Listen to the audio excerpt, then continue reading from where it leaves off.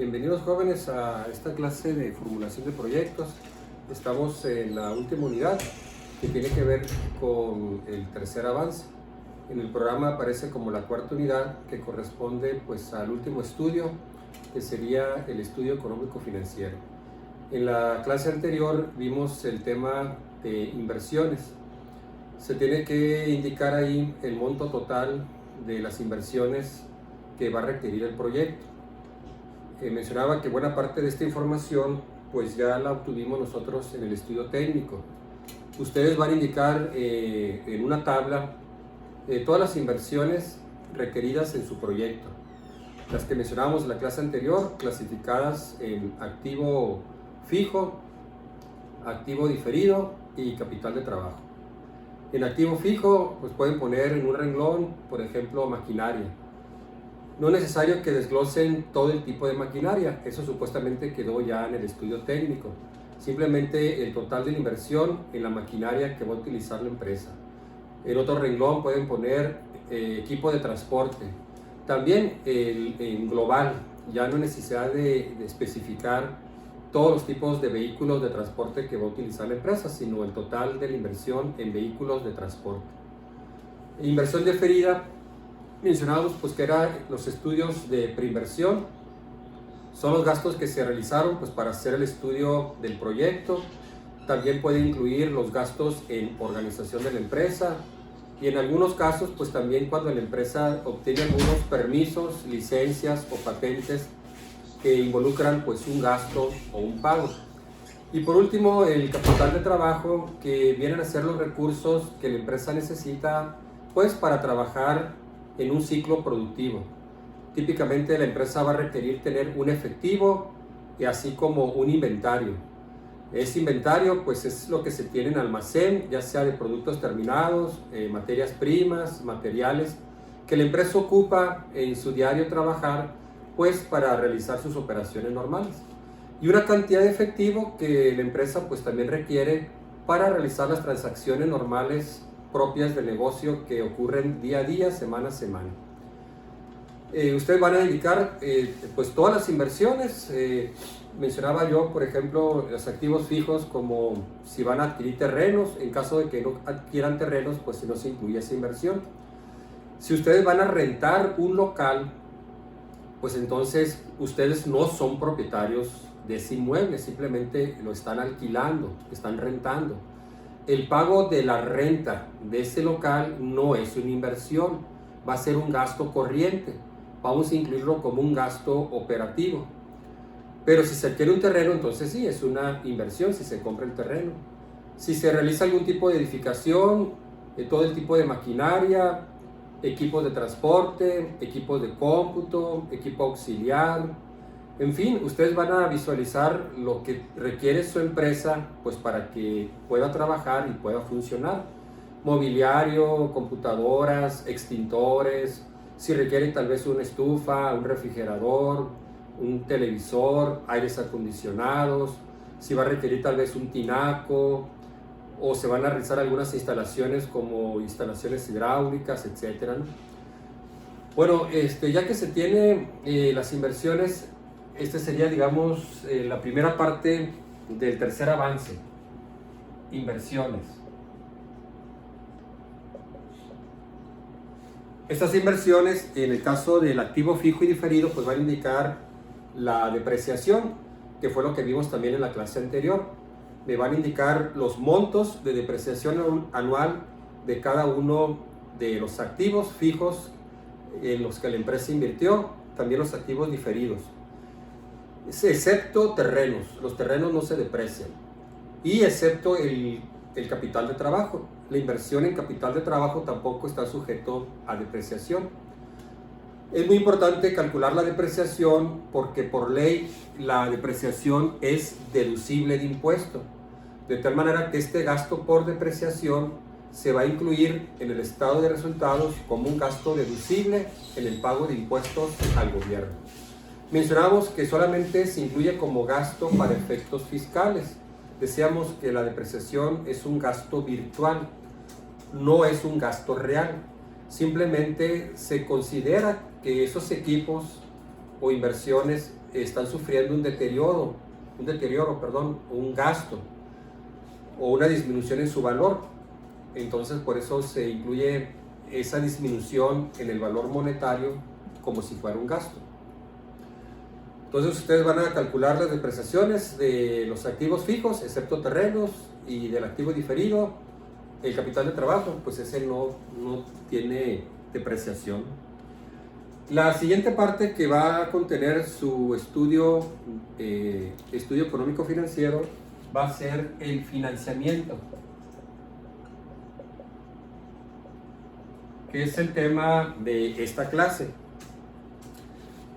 Ya que veamos este tema de financiamiento, la siguiente clase, que sería la tercera, vamos a realizar un ejemplo de cómo obtener los flujos netos de efectivo para realizar la evaluación económica.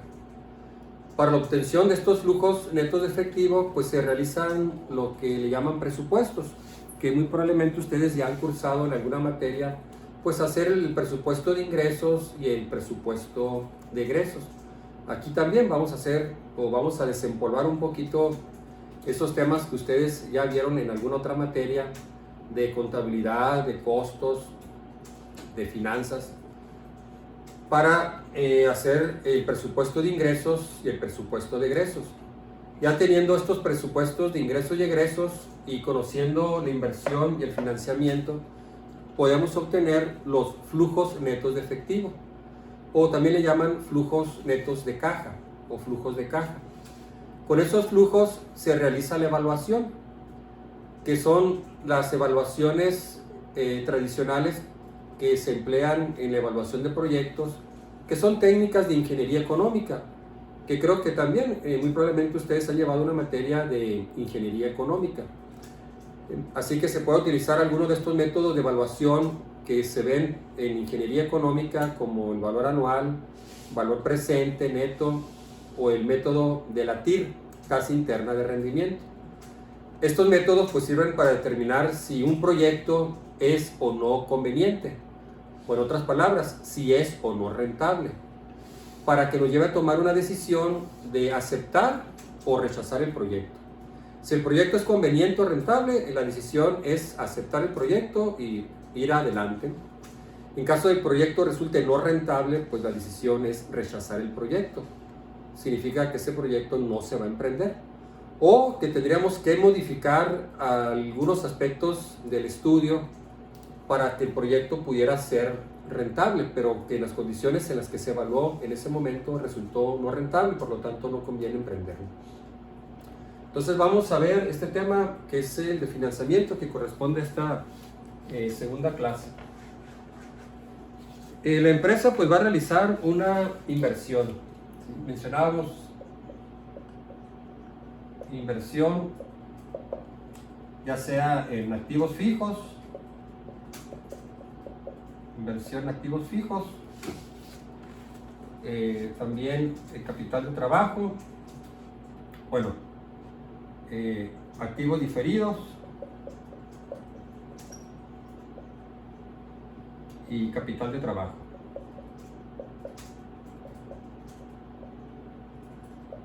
Bueno, esto lo expliqué ampliamente en la clase pasada.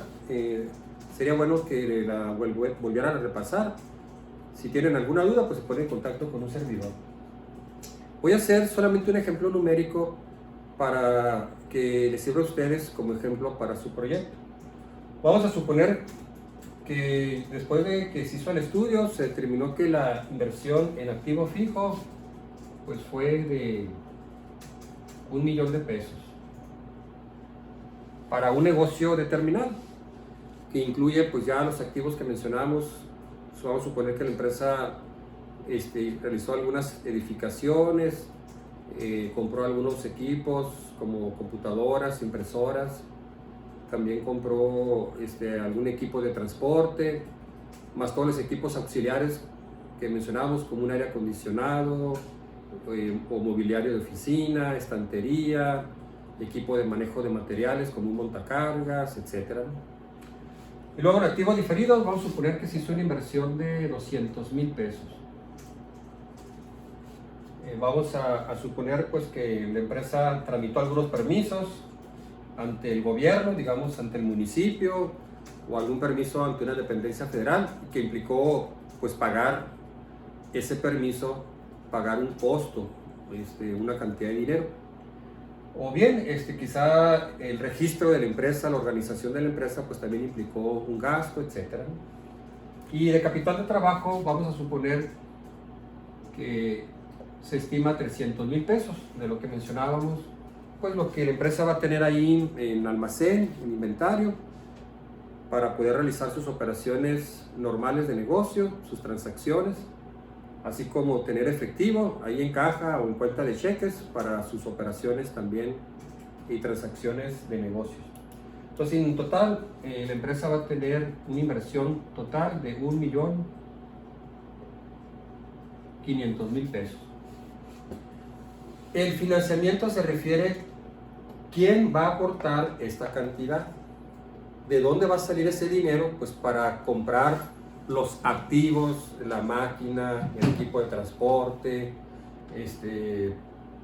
pagar los permisos, quizás las patentes, una licencia, tener efectivo, comprar pues mercancía, materias primas para tener al almacén y trabajar con ellos. Entonces a eso se refiere el financiamiento. Vamos a suponer así que en total la inversión pues fue de 1,500,000 pesos.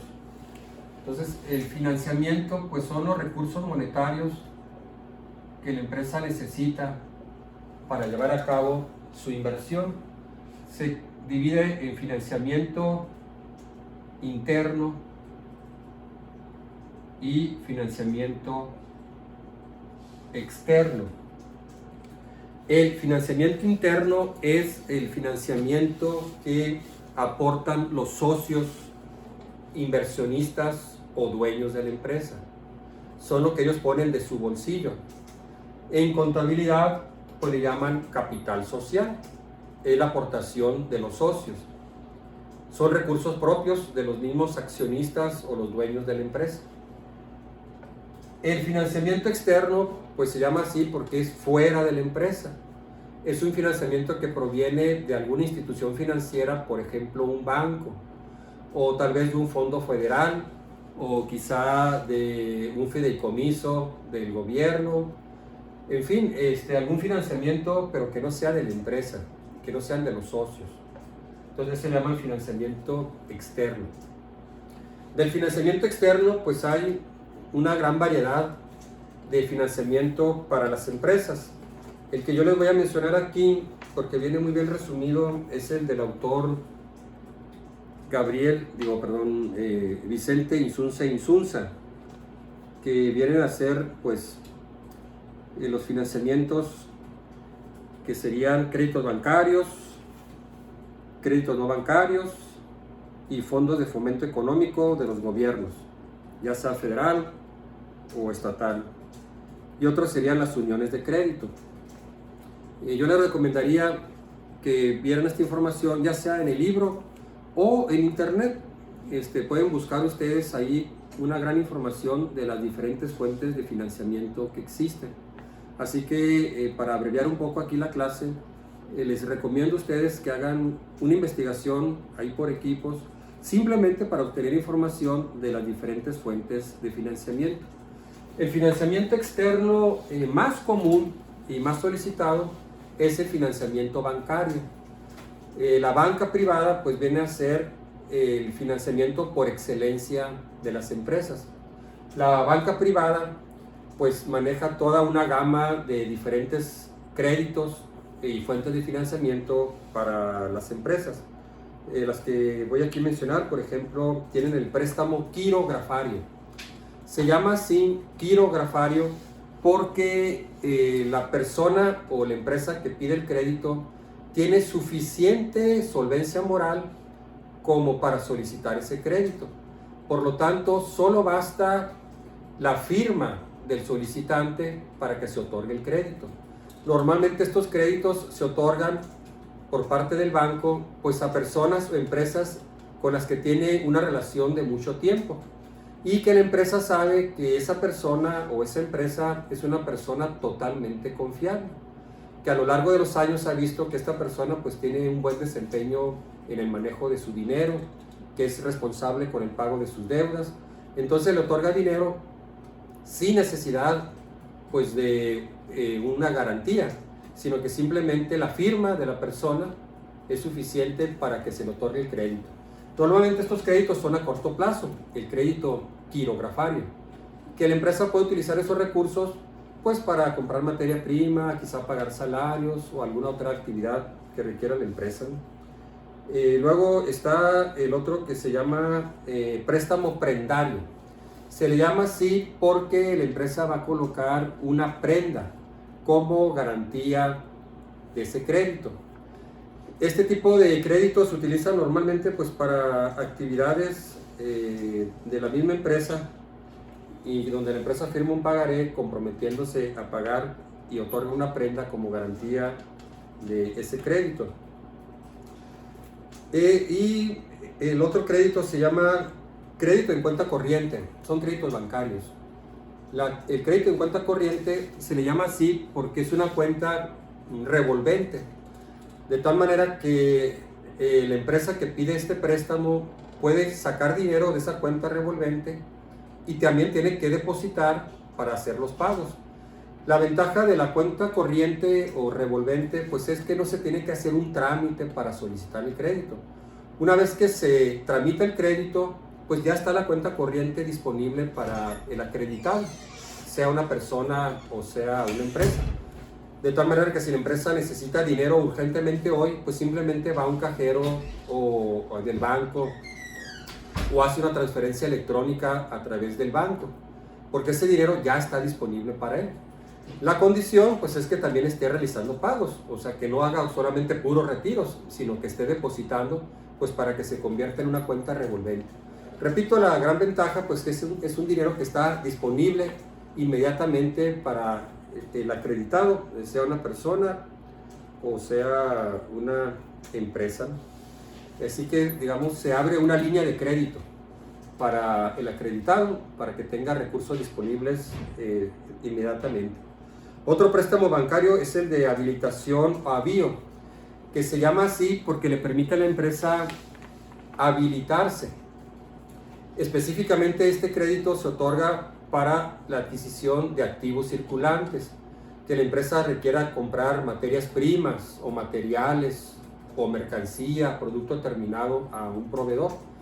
Entonces ese dinero está destinado específicamente para eso. O que la empresa requiere pues efectivo para sus transacciones de negocio. Y se le llama signo de habilitación o avío. Luego está el crédito refaccionario, que se le llama así porque le permite a la empresa refaccionarse.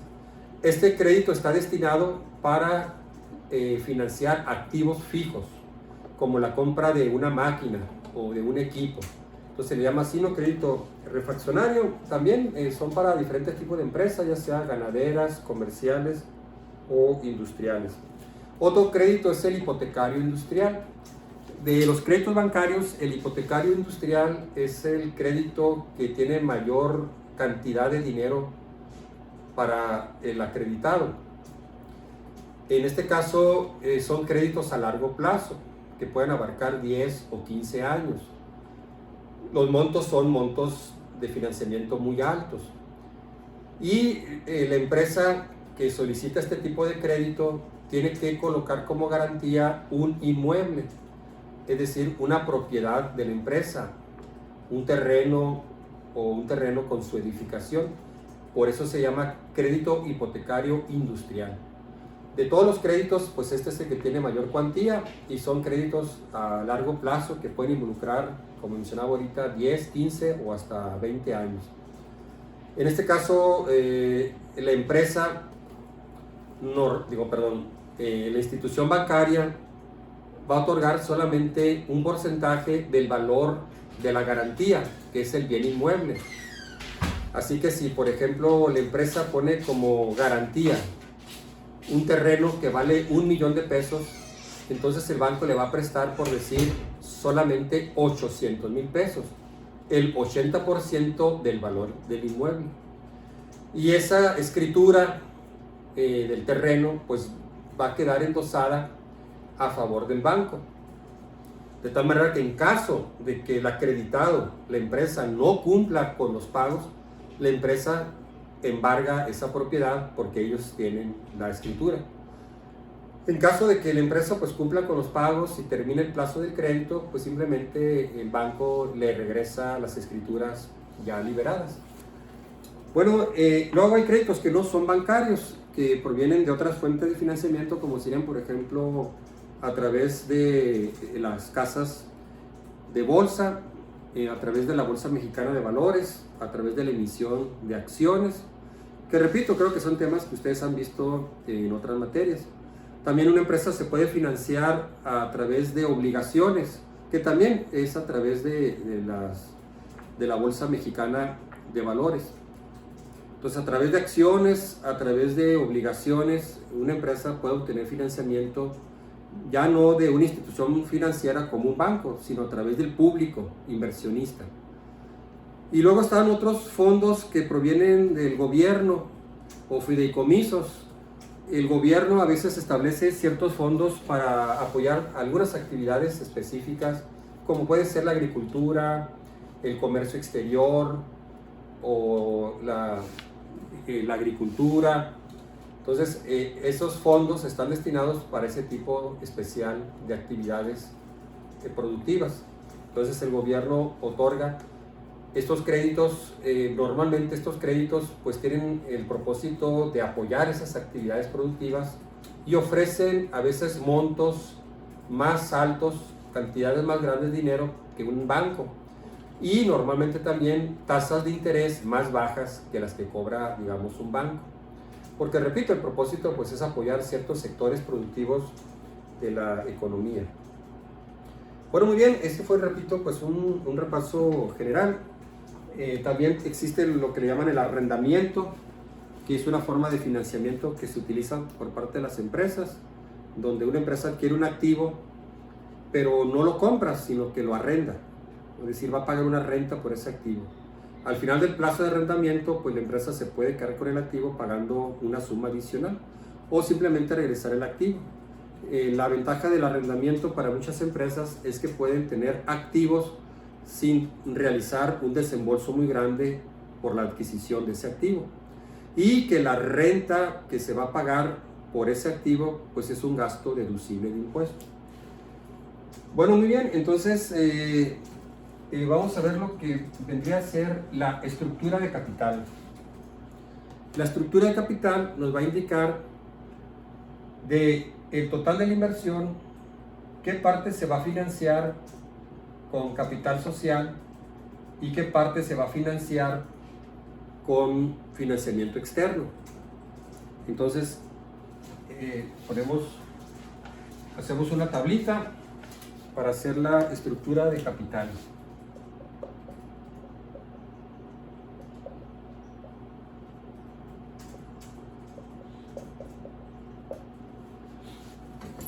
Entonces aquí va a estar la aportación del capital social.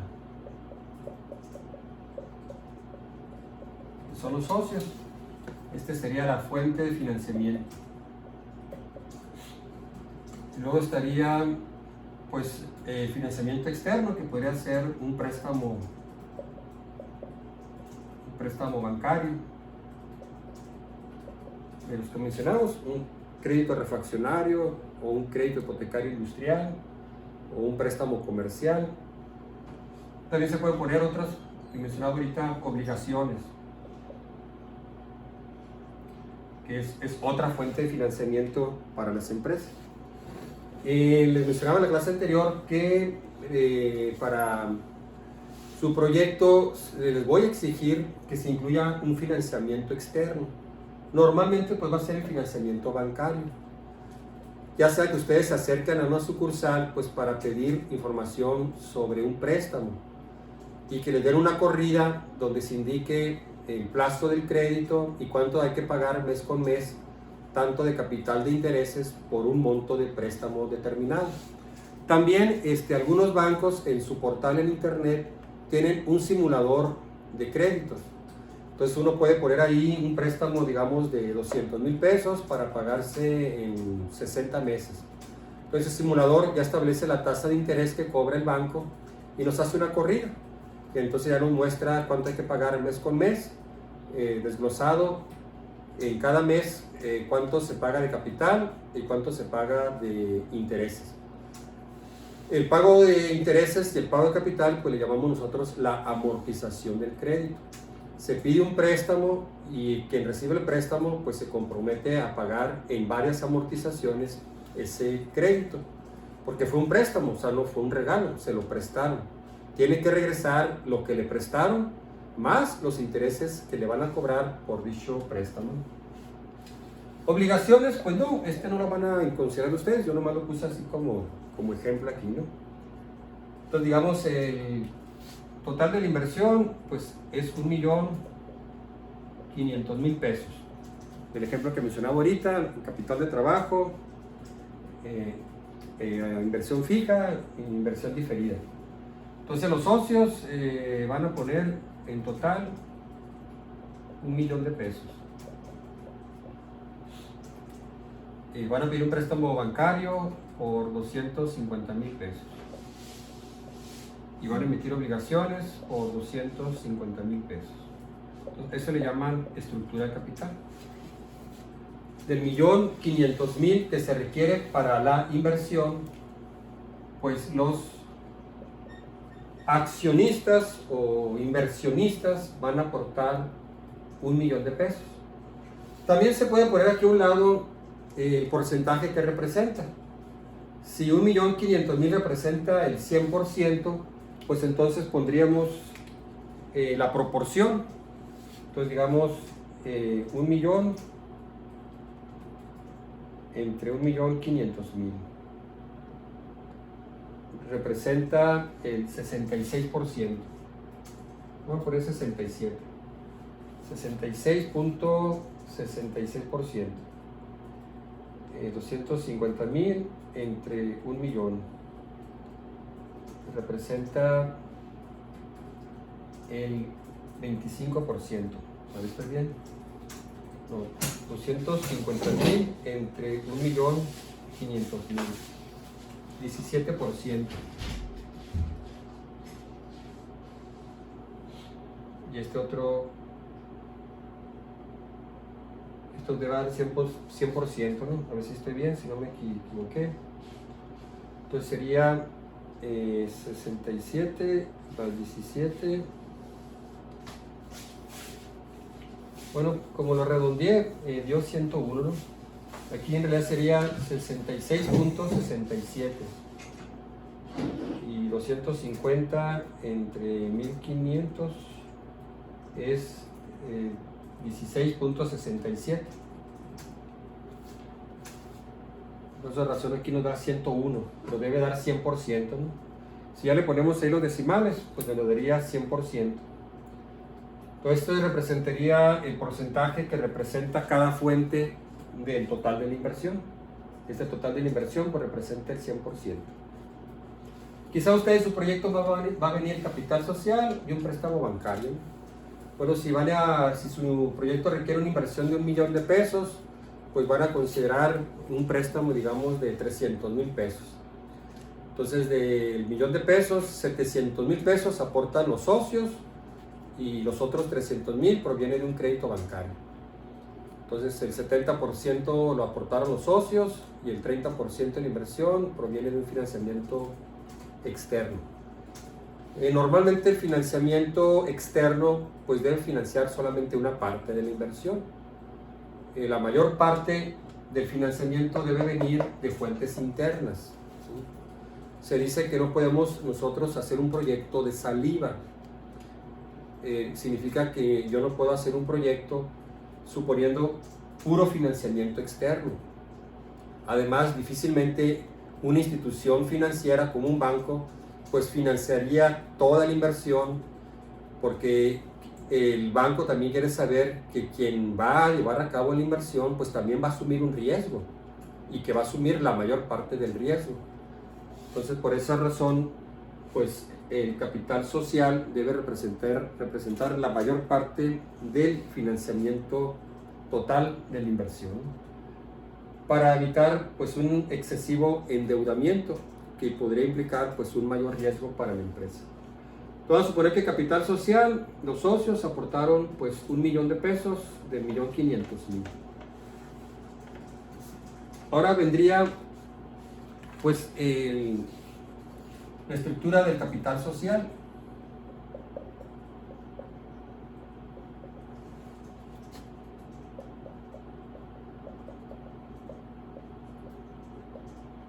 De los socios. Aquí van a poner ustedes los inversionistas o los socios inversionistas. O también le pueden poner accionistas. ¿Qué van a hacer ustedes? Pues obviamente el equipo en el que están trabajando. Entonces aquí vamos a poner a Jorge, a Luisa, a Alejandra y a María. Son 4. Entre ellos 4 van a aportar ese $1,000,000 del capital social. Los otros $500,000 pues va a provenir de fuentes externas, que es el que la tabla anterior que hicimos. Entonces ellos van a aportar en total $1,000,000. Entonces Jorge va a aportar del $1,000,000, va a aportar $100,000. Luisa va a aportar $200,000. Alejandra va a aportar otros $200,000. Llevamos, ¿qué? 500,000. Entonces María va a aportar los $500,000. En total, pues $1,000,000. ¿Qué es el capital social? Pues del ejemplo hipotético que mencioné. Entonces 5, 6, 7, 8, 9, 10. Entonces esta es la aportación de los socios. Esta sería su aportación social. También se podría poner aquí igual qué porcentaje representa del total. Si el $1,000,000 representa el 100%, bueno, pues entonces Jorge aportó el 10%, Luis aportó el 20%, Alejandra el 20% y María aportó el 50%. También se puede indicar ahí en la columna el número de acciones y el valor de cada acción. Por ejemplo, si este $1,000,000 está representado en un capital social en acciones comunes, digamos de, ¿qué diremos? De 100,000 acciones. Cada acción vale $10, que es el precio nominal de la acción. Entonces, cuando se constituye la empresa, pues indica quiénes son los accionistas y cuál es el número de acciones de la empresa. Bueno, esta empresa pues va a tener 100,000 acciones. Cada acción va a tener un precio de $10. Así que multiplicar 100,000 acciones a $10 cada acción, pues nos da $1,000,000. Entonces, ¿cuántas acciones corresponden a Jorge? Que son $100,000. Entonces ponemos aquí el número de acciones que va a aportar cada uno.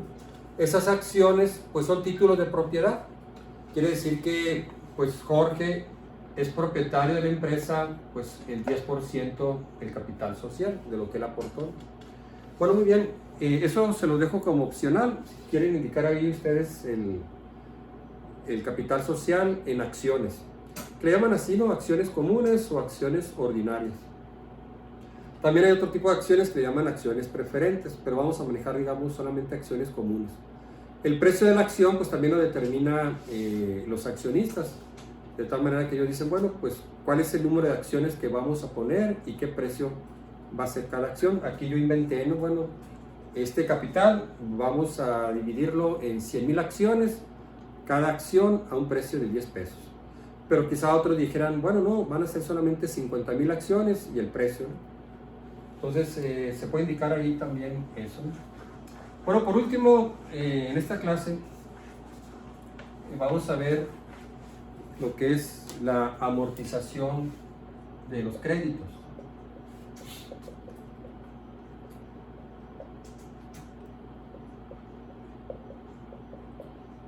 Este tema que vamos a ver aquí al final le va a servir a ustedes para resolver el problema que viene en la tarea. En realidad, cuando ustedes obtengan el financiamiento externo, que les mencioné es obligatorio para su proyecto, ustedes no van a realizar la tabla de amortización del crédito, sino que esta tabla de amortización, así como el pago que se debe realizar, eso lo determina la institución financiera que otorga el crédito, digamos el banco. Si yo me acerco a un banco para pedir un crédito, un préstamo, el banco me dice el plazo y me dice la tasa de interés. Quizá en algunos casos el banco me ofrezca 3 o 4 plazos. Si yo quiero pagar el crédito en 24 meses, o lo quiero pagar en 36 meses, o lo quiero pagar en 12 meses. Pero el banco es el que pone el plazo y el que determina la tasa de interés. Entonces yo le digo al banco, bueno, pues mira, quiero, digamos que a mí me otorgó una línea de crédito de hasta 100,000 pesos, el monto máximo. Y yo le digo al banco, no, solamente quiero pedirte 50,000 pesos. Ah, bueno, la tasa de interés es del 15% anual y puede escoger usted un plazo entre 12, 18 o 24 meses. No, pues dame un plazo de 18 meses. Entonces el banco me va a hacer una corrida. Esa corrida viene en cada mes, en la fecha en que yo debo pagar ese crédito. En ese crédito, pues en esa corrida se va a indicar el monto que debo pagar de capital y el monto que debo pagar de intereses. Entonces, repito, eso no lo van a realizar ustedes. Eso se lo va a otorgar el banco al que ustedes van a acudir o la institución financiera a la que ustedes acudan. Yo les menciono el banco porque es el más común, pero también pues hay otras fuentes de financiamiento. Algunos de ellos, por ejemplo, el Estado, a veces el municipio tiene fondos para las mujeres. Entonces, aquella mujer que quiera realizar un proyecto productivo, hay un fondo especial pues para mujeres. También el gobierno maneja a veces fondos para jóvenes emprendedores. Entonces, un joven que trae un proyecto y quiere echarlo a andar, una micro, pequeña empresa, entonces puede acercar a alguna de estas instituciones del gobierno y obtiene pues fondos monetarios para su proyecto.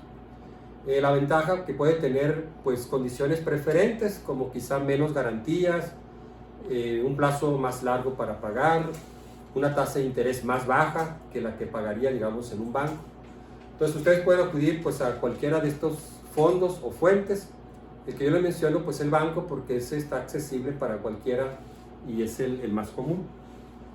Entonces este tema que vamos a ver aquí al final, el ejercicio que voy a realizar, solo pues es para repasar lo que es la amortización del crédito y que les sirva a ustedes también para que resuelvan la tarea, un ejercicio que les dé la tarea de amortización. Entonces vamos a suponer un ejemplo numérico, amortización de créditos. Vamos a suponer un préstamo de 100,000 pesos. El banco nos va a cobrar un interés del 12%, bueno, vamos a poner el 10%, 10% anual y un plazo de 5 años. Entonces, este es un crédito para una empresa.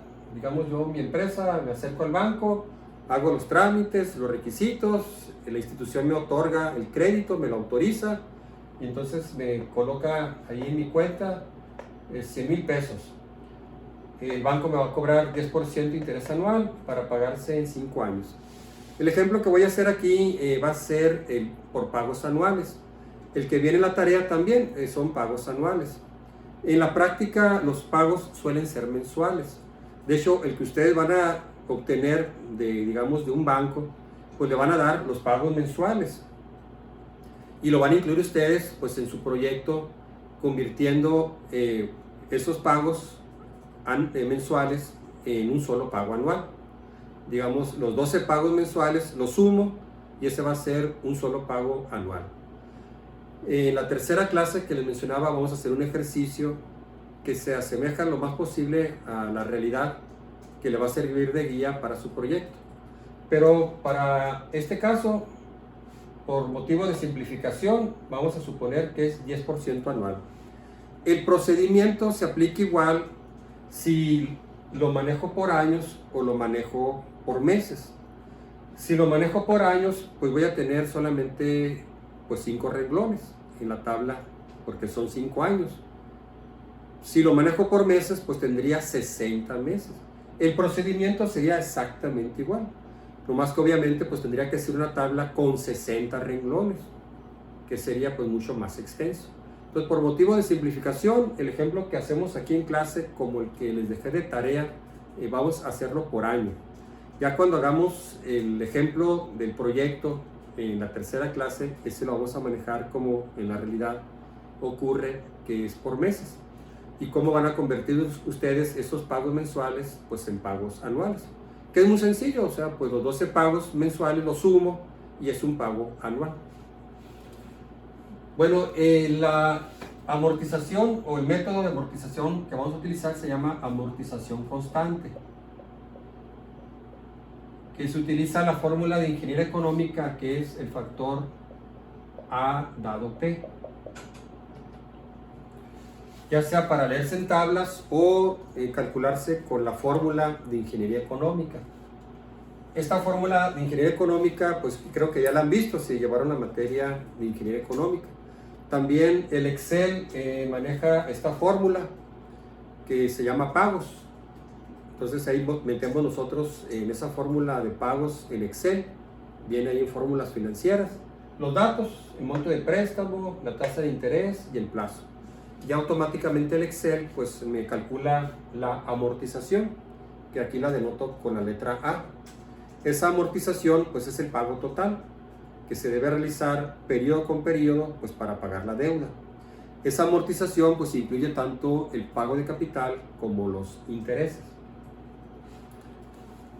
Bueno, entonces sustituimos el monto del préstamo P, 100,000 pesos, por el factor A dado P, la tasa de interés del crédito 10%, el plazo en pagarse 5 años. Se van a realizar 5 pagos anuales. Con esos 5 pagos anuales la empresa va a saldar su adeudo con el banco.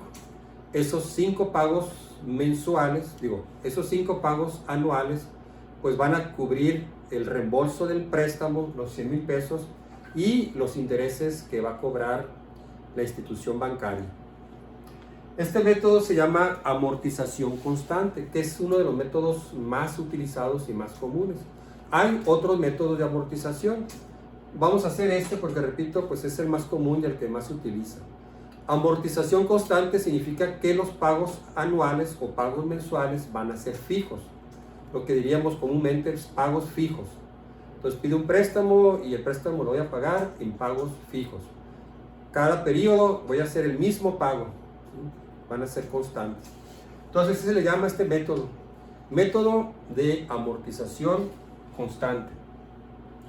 Bueno, se puede leer en las tablas de ingeniería económica o con la fórmula de ingeniería económica. Aquí lo voy a hacer en la calculadora con la fórmula de ingeniería económica. Entonces sería 10% y un plazo de 5 años.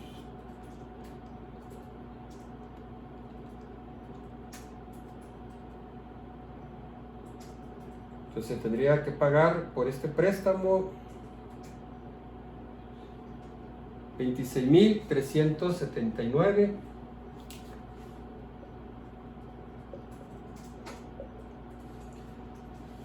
pesos con .748 centavos. Vamos a redondearlo a centavos.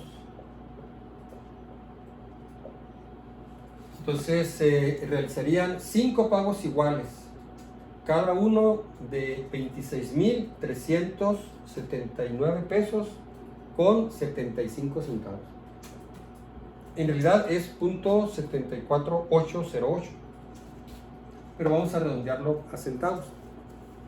Al redondear centavos, pues vamos a tener un pequeño error de redondeo.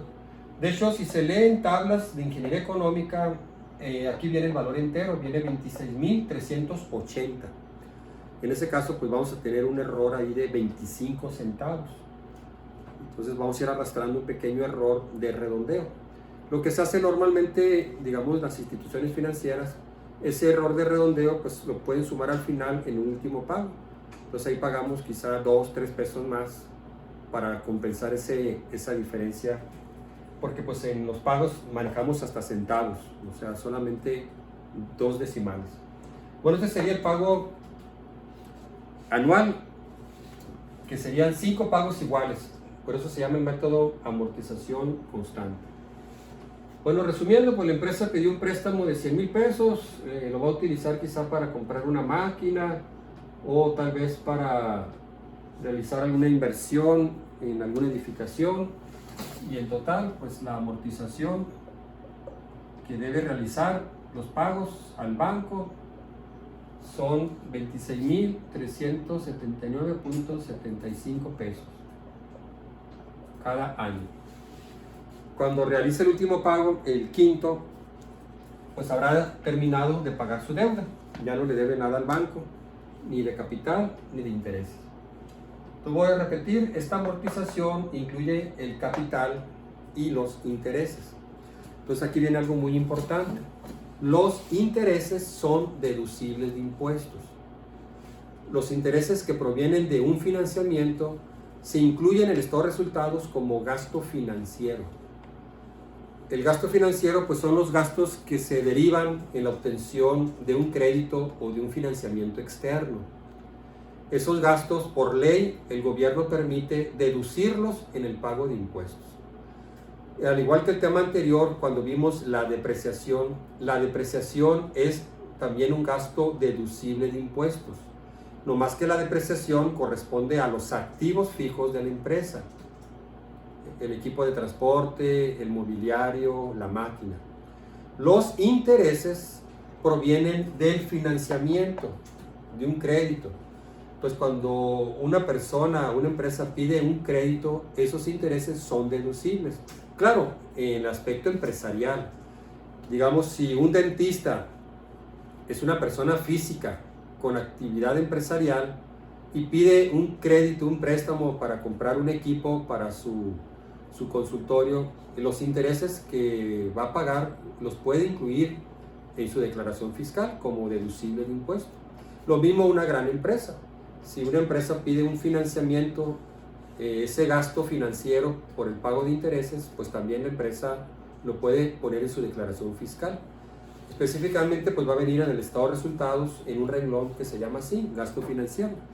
Que también, pues, deben recordar ustedes cuando vieron ahí estados financieros, en el estado de resultados, viene un renglón que se llama así, gasto financiero, que aquí para nosotros pues van a ser los intereses que se pagan por un crédito. Entonces recuerden, los intereses es un gasto deducible de impuesto.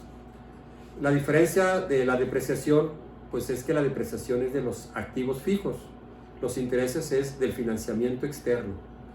La depreciación le llamamos un gasto virtual porque no es un gasto real. Los intereses sí es un gasto real, o sea, la empresa le tiene que pagar al banco dinero por los intereses que le está cobrando. Bueno, muy bien, entonces vamos a hacer una tabla que se va a llamar así, tabla de amortización, que es la que ustedes van a hacer en el ejemplo de la tarea. Van a calcular la amortización, el pago por periodo, en este caso por año, y luego la tabla. Entonces en la primera columna se indica el año, en la segunda columna saldo al inicio del año, le voy a poner aquí abreviado, saldo inicial. En la siguiente columna los intereses, que en este caso pues va a ser 10% en el ejemplo. Luego saldo al final del año, abreviado aquí yo final, que va a ser la suma de estas dos columnas. El saldo final es el saldo inicial más los intereses que se van a cobrar en ese periodo. Los intereses que se van a cobrar pues también le llaman intereses devengados. Luego tendríamos la amortización, que es este pago. que en este método pues sería una amortización constante. Y en la última columna, el saldo al final del año, saldo final, descontando la amortización. Entonces esta última columna va a ser el saldo final menos la amortización. El saldo final es la suma de estas dos columnas. El saldo inicial más los intereses que se van a cobrar. La amortización pues es el pago de la empresa, lo que la empresa le paga al banco. De tal manera que el saldo final pues va a ser la deuda que se tiene menos el pago que se realizó. Este saldo pues va a ir disminuyendo hasta que se haga cero. De tal forma que en el último año pues la empresa, en este ejemplo, en el quinto año, con ese último pago que haga la empresa termina de pagar su adeudo con el banco. Bueno, para el ejemplo pues van a ser 5 años. Esta tabla va a empezar del año 1, 2, 3, 4 y 5. Mencionaba que si fueran meses, pues sería exactamente la misma tabla, el mismo procedimiento, nomás que aquí serían pues 60 renglones. Esta tabla ustedes no la van a hacer en su proyecto. Repito lo que mencionaba ahorita, el banco o la institución financiera se las va a dar a ustedes. El banco es el que realiza el cálculo. Nomás es pues para repasar cómo se calcula la amortización y para que puedan resolver el problema de la tarea. Entonces, saldo inicial, la empresa recibió 100,000 pesos. Es el saldo al inicio del año 1. En ese primer año, el banco le va a cobrar 10% de interés, que serían 10,000 pesos. En total, la deuda pues sería 110,000 pesos. 100,000 que le prestaron a la empresa y 10,000 que le van a cobrar de intereses. Así que al final del primer año la empresa deuda 110,000 pesos. 100,000 del préstamo que recibió y 10,000 de intereses que le cobraron. Entonces a los 110,000 le vamos a restar la amortización, que sería este pago. La empresa le pagaría al banco 26,379.75. Vamos a suponer así, físicamente la empresa va al banco y hace el pago al banco por 26,379.75. O bien ese cargo pues se realiza automáticamente a una cuenta de la empresa, a una cuenta de cheques, a una cuenta de débito. Entonces de los 110,000 que debe, la empresa ya abonó 26,379. Entonces lo restamos. Esta columna se va a hacer la diferencia entre estas dos. Menos 26,379.75. Que nos daría 83,620. 83,620.25.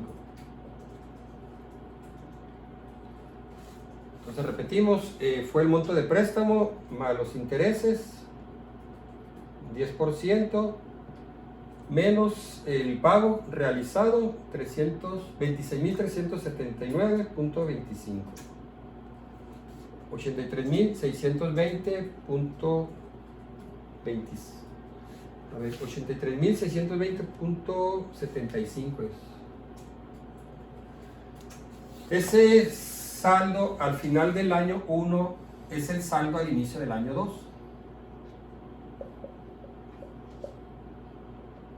Vamos a traernos esta cantidad de final del año 1 al inicio del año 2.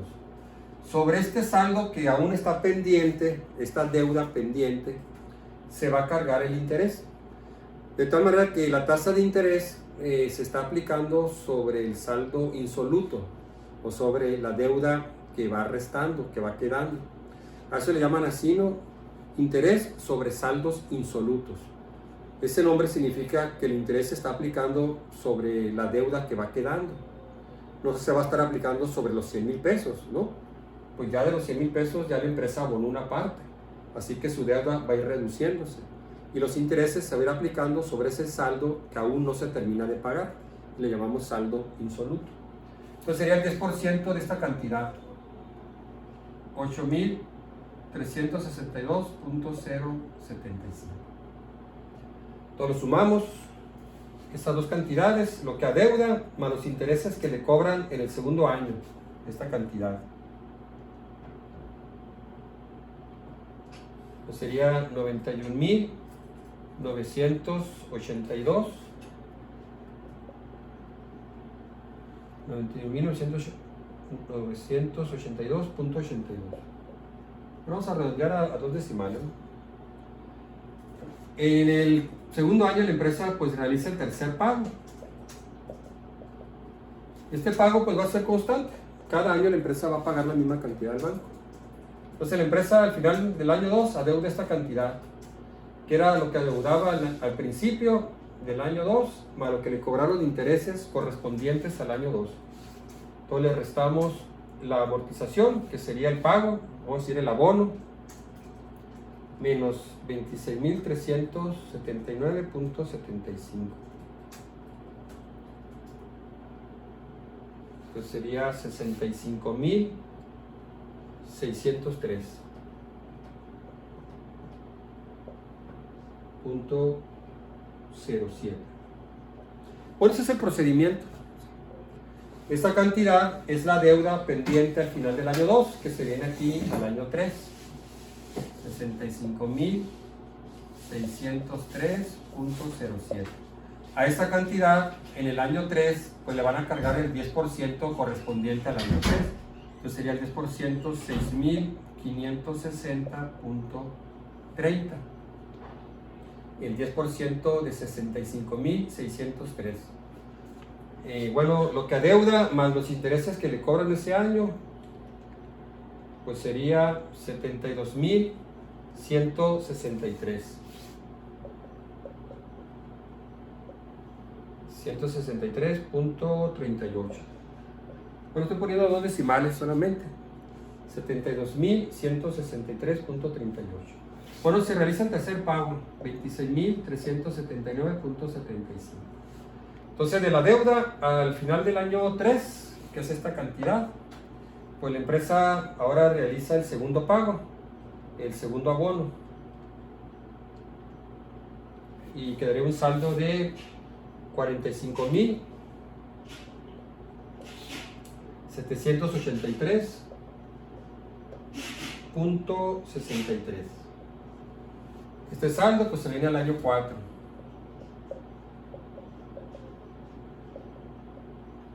A este saldo le aplicamos el 10% correspondiente al cuarto año.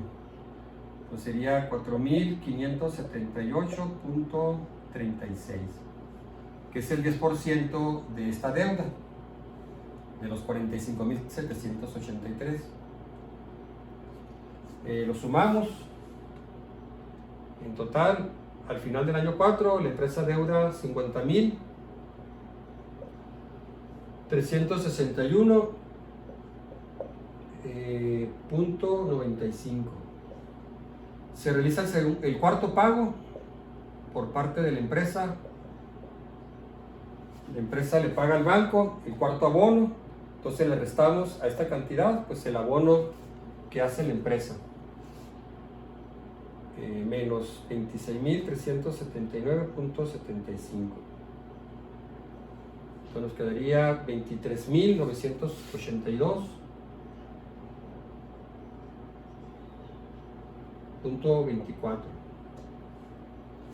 23,982.24. El saldo al final del año 4 pues viene a ser el saldo al inicio del año 5. A este saldo pues hay que cargar los intereses correspondientes al quinto año, que serían 2,398.22. Le sumamos los intereses, nos daría 26,380. Punto 47. Bueno, se realiza el último pago por parte de la empresa, la empresa le paga al banco 26,379.75 y obtenemos ahí un pequeño error de redondeo que es 0.72. Lo vamos a redondear a 0. Esos 72 centavos que quedaron ahí de los 100,000 pesos, pues se debió al error de redondeo. Si lo hacemos en Excel, pues ahí no va a haber error de redondeo, porque el Excel pues va a manejar ahí todos los decimales. El error de redondeo que ustedes obtengan, pues va a ser una cantidad muy pequeña, pues, o sea, fueron 72 centavos de los 100,000 pesos, o sea, fue una cantidad mínima, despreciable, que se generó porque estuvimos redondeando pues a 2 decimales, estuvimos redondeando a centavos. Entonces es lo que ustedes van a hacer en el ejercicio de la tarea. Entonces estos son los intereses. Estos intereses son deducibles de impuestos.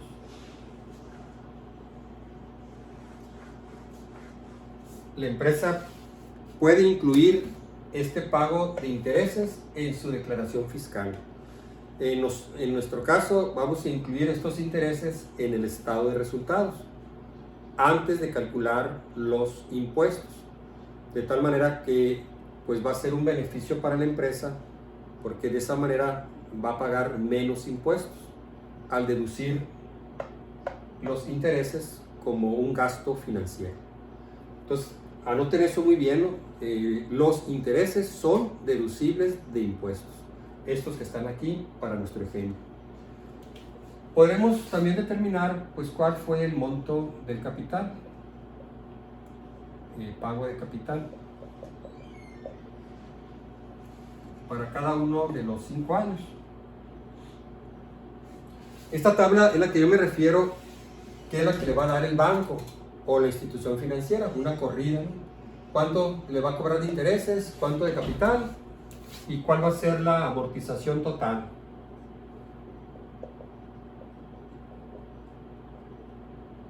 Amortización total.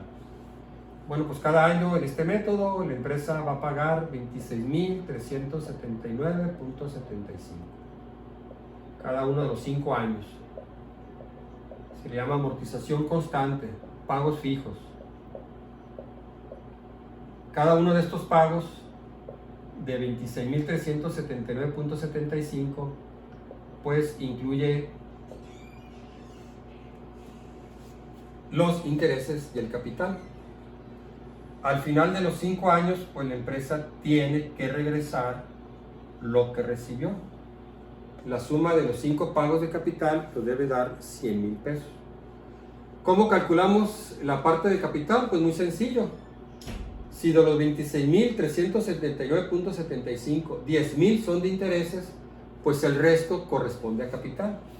Entonces sería 16,379.75 de capital. Entonces solamente a esta cantidad le restan los intereses.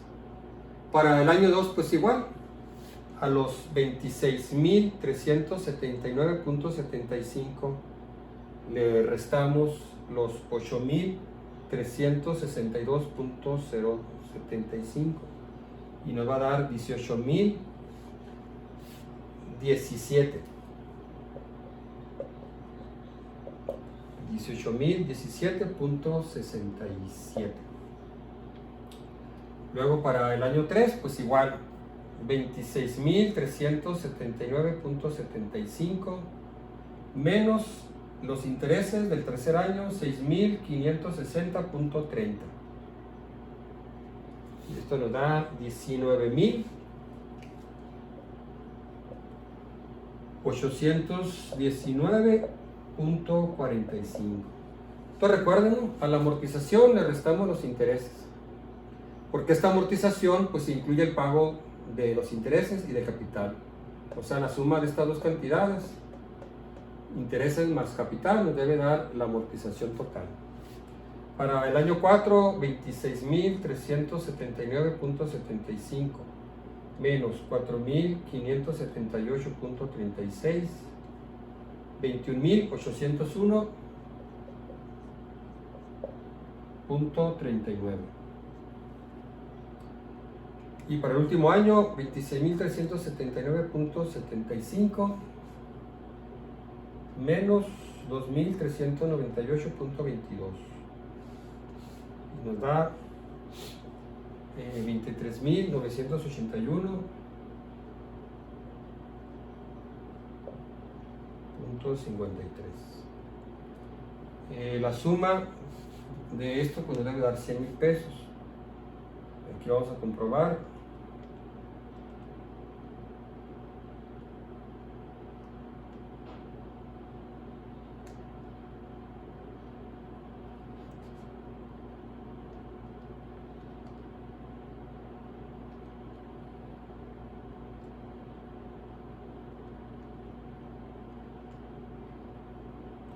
Nos dio 99.999.79.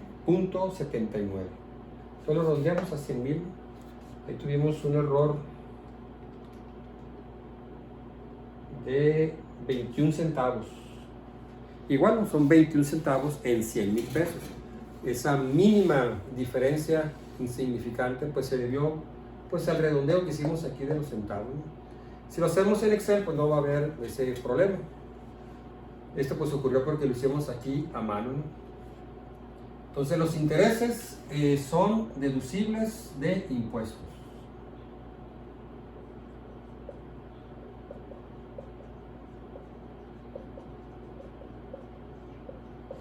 El pago de capital no es deducible de impuestos,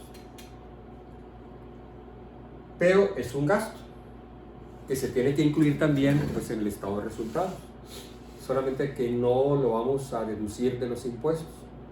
Entonces ya teniendo las inversiones, el total de la inversión que va a realizar la empresa para su proyecto, conociendo las depreciaciones de esas inversiones, en el caso del activo fijo, diferido, el financiamiento que va a obtener la empresa, o sea, los intereses que va a pagar por ese financiamiento externo.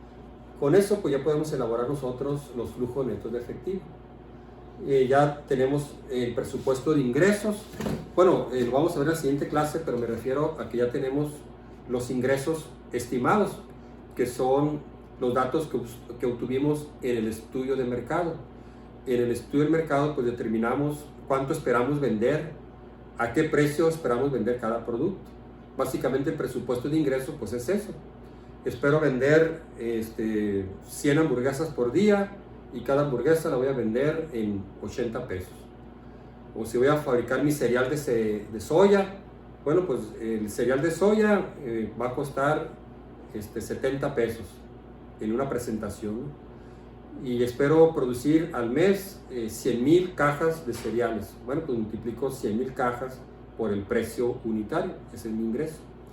El presupuesto de ingresos pues serían todos los gastos que espero incurrir en pago de mano de obra, o sea, salarios, pago de materias primas, gastos como quizá la renta de local, gastos de insumos como energía eléctrica, consumo de agua, pago de internet, seguridad, pago de seguros, etc., ¿no? Entonces, pues prácticamente ya tenemos casi todos los elementos para hacer el rompecabezas final, ¿no? O sea, poner todas las piezas y poder hacer la realización de la evaluación económica. Entonces, en la tercera clase vamos a ver un ejemplo que aglutina todo lo que hemos visto hasta ahorita para que les sirva a ustedes de guía para su proyecto final en la evaluación financiera.